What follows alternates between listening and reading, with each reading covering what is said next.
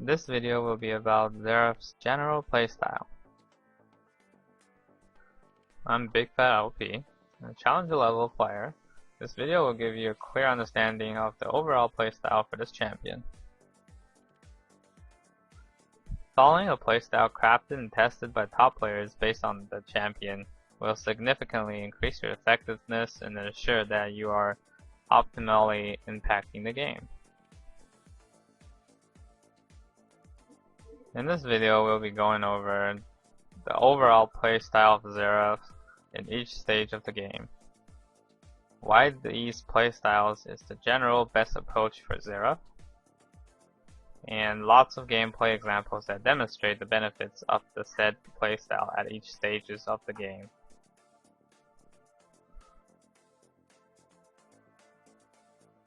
It is important to keep in mind that this is a general playstyle guide, which is similar to the introduction to this champion.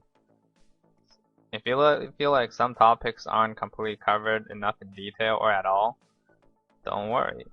This champion will have an entire section on our platform that dives into every concept in great detail. That being said, there will be a lot of valuable information that will be vital for building upon for future guides on this champion later on.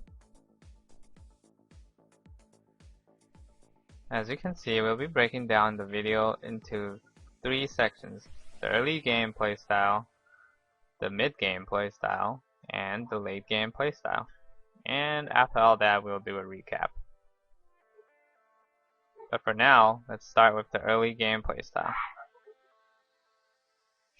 The early game general playstyle for Xereath is to poke your opponent as much as you can with your Q, and gaining momentum when you land it.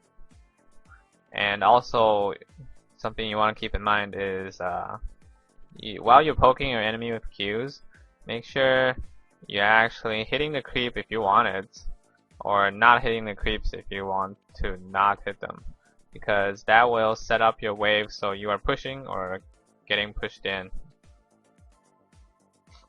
Let's expand a little on the reasoning behind this playstyle for Xereath's early game. Xereath, without a doubt, has one of the best pokes in the game with his Q. And in lane, the more Qs you land to chunk or harass your opponent, the more kill pressure you will start to build up. The more Qs you miss, however, the less pressure you will have, of course. And if your opponent is good, he may try to engage you or force you away from the creep wave. And this is dangerous. However, you can still use your very long-range abilities to farm your Q and W.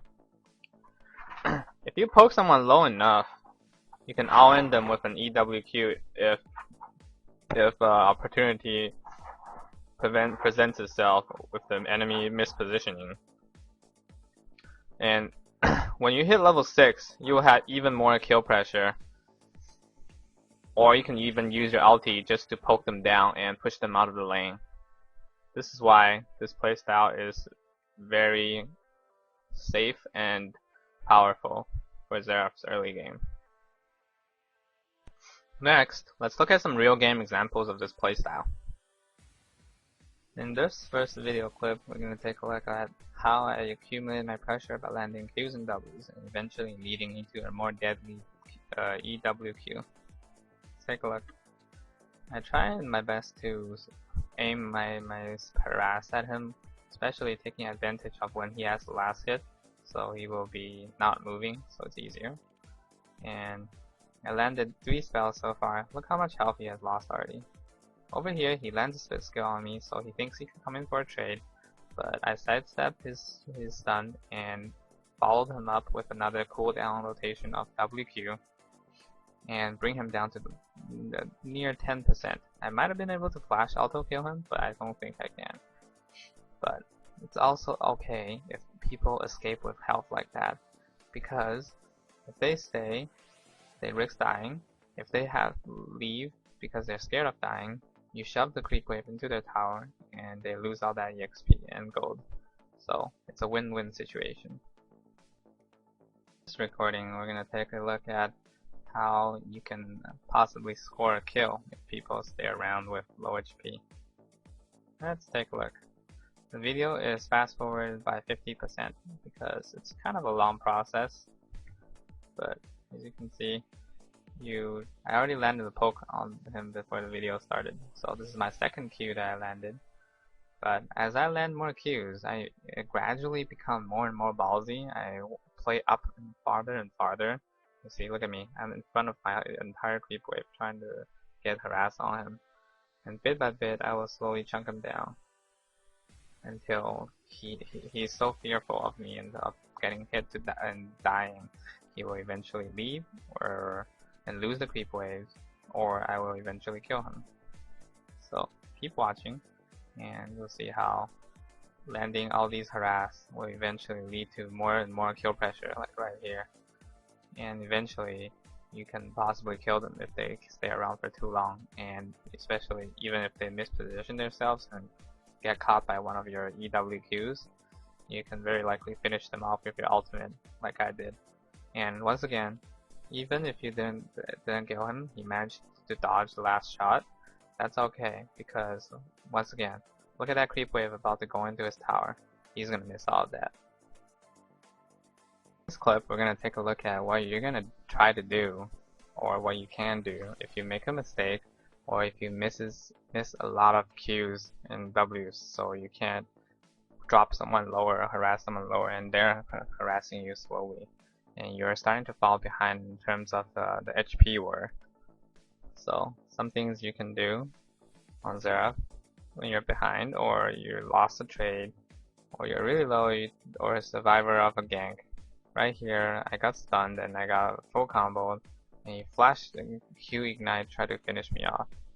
Look, generally for a lot of heroes, it would be over for you right here, and you would have to base. But when you're on Xereath, this is something you can do. Because of your skills being such long range, you can use them to farm like this. And you can get usually more than half the creep wave just by being 1,000 range away. Same thing, you can take a look again. I'm gonna try and, even though I'm really low, but I know he doesn't have flash, and I know his skill ranges, so I can farm this pretty easily still. And that is some things you can do when you are behind, or you got chunked, bad trade, or you simply missed a lot of Qs and Ws in the harass poke war early game, and they start to get all ballsy on your face. Next in line, of course, we're going to look at the general mid-game playstyle. The general mid-game playstyle for Xereath. You really want to try to communicate with your team and work towards grouping for objectives so you can maximize your poke potential. However, if grouping isn't an option, farming hard and staying relevant is also a really safe playstyle. Good and safe playstyle to use. And if you're clearing the waves fast, it also opens up roam timings, or you can farm your jungle, wraiths or wolves. But watch your mana, and you can probably do so easier with a blue buff. The reasonings for these two kinds of playstyles for the mid game is, once you complete 1 to 2 items, you can deal incredible amount of damage, long range poke damage, and that often will allow you to easily poke or chunk opponents low enough so that they must go to heal or risk dying or actually dying. Xereath also scales really well into late game. That's why, if nothing else can be done, you should always try to and stay ahead of the farming curve and be really well geared towards the late game. And then siege with even more poke and kill pressure after level 16. Now let's take a look at some real game examples. In this clip, we're going to see the mid-game grouping with your teammates, sieging team, poke playstyle. So let's take a look. So over here, I start landing Qs already. The enemy is slow to defend. That's okay. You still want to keep on poking and making sure when they are here to defend, they will not be completely ready for battle. As you take a look at this Thresh. So good EWQ on him. Look at his HP. How can he possibly engage in a real proper team fight with that kind of HP? So continue on. We're going to continue sieging this tower. as more enemies come to their aid. But once again, because I chunked him so much, does he think he's gonna come in, follow up that hook with that kind of HP? He's gonna come in and die before he even lands. So that's part of what poking during a siege does to enemies. They lose their capability to fight and do anything really safely. So as more enemies come to their aid and hold this tower, I continue poking them and always look when you're sieging, looking for EWQs to get a big harass like I did earlier. And then right here, because he goes up, I know he's gonna go up to try and clear that creep wave. I get another EWQ on him, and my team this time followed up because they saw one of their guys is already low health, and now their main source of damage, to Tristana, is also low health because I caught her with my combo, and she's gonna be immediately be low. Look at how low she is. Look at that health. Is she gonna be able to fight? Is he gonna be able to fight? No. Now my teammates have followed up, and they are gonna get rolled over here. We take the objective, we get the tower, and I use my ulti to try and finish off the stragglers. And always, when you're using this ulti, be patient. You know, wait till the person makes a mistake. You can take your time. The ultimate lasts really long. So this is an example of poking people down while sieging and securing and obtaining objectives. In this video clip, you're gonna see that because I have control of mid lane and I have it shoved and cleared already, I'll be going down to bottom to look for a gank because I see that the enemies are extremely overextended and about to be low HP. So I'm coming down and I charge up my ulti because that guy is already low enough for one shot. And this guy flashes my other attacks. And right here, I just finished him off. And this guy tries to escape, but I flash and I slow him. Why do I do that? I flash to slow him first, and then I wait till see if he wants to try to juke me or not. But because he's so slow, it's really hard for him to juke me. So I just click it right on top of him, and I finish him off. So this was a result of, because you have control of mid, you should always be actively looking for ganks if your team needs it, and if your team is pushed in and enemies or the enemies are overextended. Now let's take a look at the general late game playstyle. So for the general late game playstyle, it is extremely similar to the mid game playstyles, except now you should have really started scaling into the late game, which you should be completing your 3rd and 4th item. You have completed your void staff. You might have even got a defensive item. So you really have a lot of power to work with now. Your combos late game will melt everyone except the enemy's extremely geared tanks, which an EWQ combo would still do a good 30-40% of their health. Probably 30 if they're extremely geared. But now you are not only good at sieging, but you can also open up a whole bunch of different ways to kill and really catch people out of position and whatnot. So I listed some of the things that you'll be able to do a lot more easier than mid game and early game here, which is you can snipe people really easily if they're out of position. You can kite people really well while really hurting them with each round of your cooldowns, and you can catch people with your EW. Or you are people off low HP running around.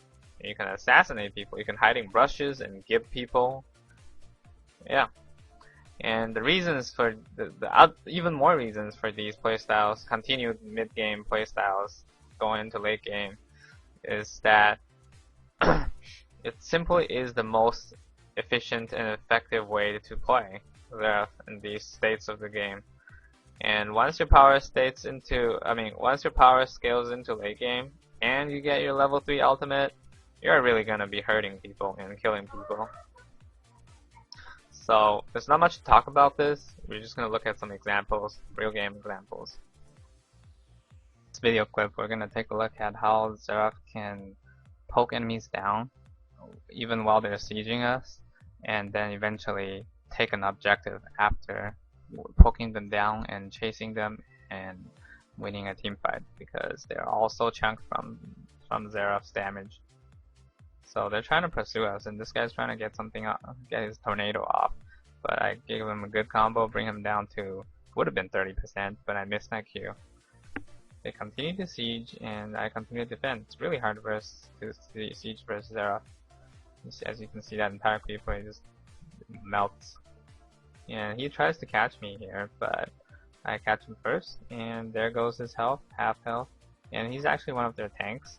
That's why he's half health, or else anyone else would be at like 30% or lower. Team fight breaks out. I flash out because I'm scared of a flay or a hook into Yasuo ulti. Try and get my poke off again. I missed a pretty important Q, but that's okay. I get more poke off on this guy and the rest of them. So look at all these guys' health. Other than the collateral damage from Graves, not non-direct hit, everything else is my damage. Look at all these three guys, and Thresh, who's not showing, who's already dead. Yeah, or ran away. I think he's already dead. Yeah, he's dead. As you can see, look at my ulti. I brought that guy. No one else, literally no one else hit the Yasuo but me, except the collateral damage. And I bring him down to 1 health and allow my Gnar to finish him off. And my team starts to chase him down. Because by this time we have all the control in this team fight, and we can push them off to the fountain or kill them and take this objective right here. And this is how poke can lead to objectives or team fights won. Video clip, we're gonna take a look at some damage that Xereath can dish out late game. This is just a classic enemy sieging our bottom tower, which is not the best idea unless they can dive me, because Xereath is one of the best wave clears in the game, on top of being able to harass the enemies. So take a look at the damage I do. My first Q, 600 damage off their KO, top lane KO. And then I get an EQW on their Yasuo, brings them down to 30%. And I ulti them, try to finish them off, but I can't really finish them off because of shields and heals. But we continue to pursue them over here.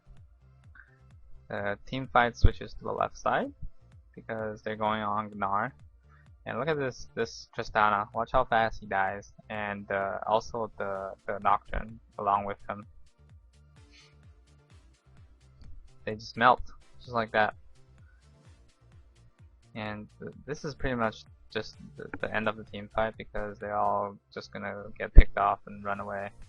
But as you can see, how much damage a late game Xereath can actually do to anyone that is not their enemy team's super tank. Now that we have went through everything, let's recap on what you should have learned. The early game, poke and accumulate pressure with often options to roam. The mid game, try and group with your team to poke down opponents and siege/contest objectives, or farm really hard and stay ahead relevant. Fully powered up Xereath for your late game, capable of dishing out insane amount of damage. Basically an extended, more powerful mid-game playstyle. And this concludes the general playstyle video for Xereath. I hope you enjoyed a look at the general playstyle this champion offers. You will find an immense amount of in-depth information about the champion throughout the rest of this section. Thanks for watching. I'm Big Fat LP.